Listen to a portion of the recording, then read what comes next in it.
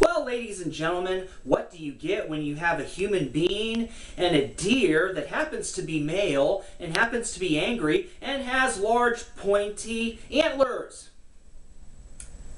Danger! Average Dude has something to say about... Welcome back, everyone. This is episode 29, and this is once again another episode that is going to deal with human beings across this planet Earth and their inability to know how to survive around animals or anything dealing with nature.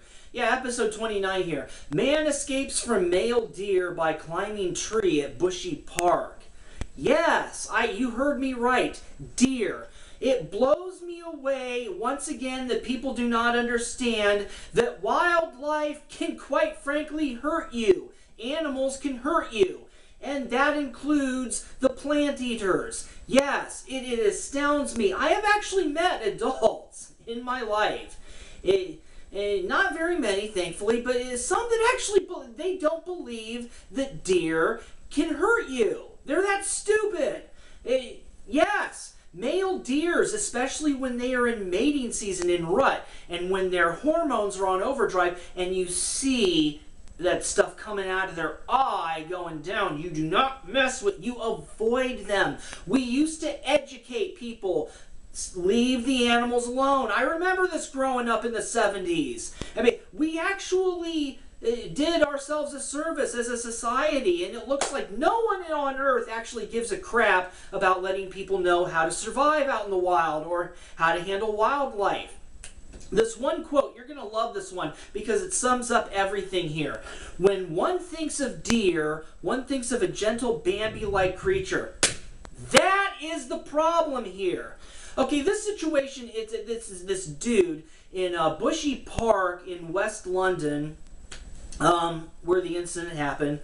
There's a whole bunch of red deer. Okay, that's the species that they have there. They're deer, antlers and all.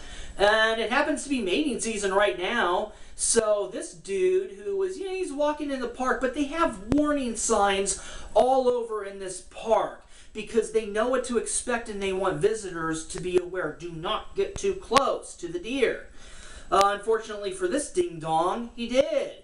And Stag went right after him, and this is not, people seem to think that this is funny. This is not funny. There's nothing funny about this. There's nothing funny about a huge rack of antlers with spikes that can gore you, pierce your flesh, stab you, and kill you. There's nothing funny about that. And an unnamed person. Now, in episode 24, I dealt with David Villalobos, his situation at the Bronx Zoo. He was named. Catherine Warburton, she was from Australia, but she was visiting Anchorage, Alaska Zoo when she went over both those barriers and went to get real close to the polar bear when she had her little incident. Okay, what they have in common is when this happens in the United States, we name the ding-dongs. Funny, the lady in the Berlin Zoo who just dove right into the polar bear moat there, she was unnamed. I tried. I couldn't find a single thing on her. Couldn't find her name. They protected her name. And they're protecting the name of this guy too, even though the video's all over the place.